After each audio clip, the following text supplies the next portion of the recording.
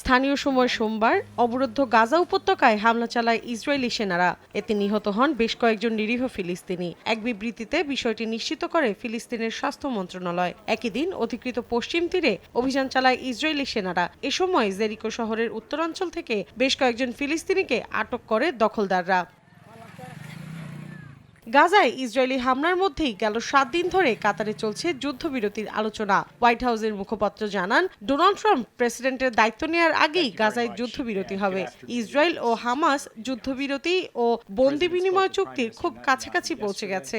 একই দিন বিদায়ী প্রেসিডেন্ট মার্কিন জো বাইডেন বলেন, তার প্রশাসন তোড়জোড়ের সঙ্গে এ বিষয়ে কাজ করছে। যুদ্ধবিরতি হলে জিম্মিদের মুক্তি এবং ফিলিস্তিনে মানবিক সেবা পৌঁছানো সম্ভব হবে। এ বিষয়ে মিশরের প্রেসিডেন্ট আবদেল ফাত্তাহ আল সিসির সঙ্গে শিগগিরই আলোচনা করবেন বলেও জানান তিনি।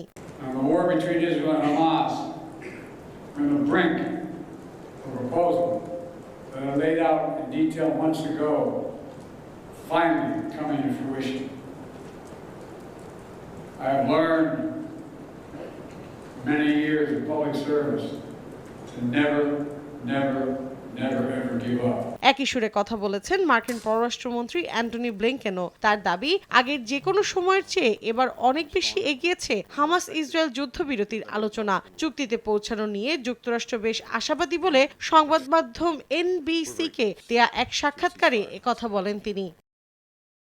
অন্যদিকে অবরুদ্ধ উপত্যকায় যুদ্ধবিরতির চুক্তিটি ৩ ধাপে বিভক্ত থাকবে বলে জানিয়েছে নেতানিয়াহু প্রশাসন। প্রথম ভাগে ৩৩ জন ইসরায়েলি জিম্মিকে মুক্তি দেওয়া হবে বলে আশা করছে তেল আবিব। দ্বিতীয় ধাপ শুরু হবে চুক্তিটির ১৬তম দিনে। এ সময় জোর দেওয়া হবে সব নাগরিক এবং বন্দী সেনাদের মুক্তির বিষয়ে। তৃতীয় এবং শেষ ধাপে থাকবে অবরুদ্ধ উপত্যকাটির পরবর্তী সরকার প্রতিষ্ঠা নিয়ে।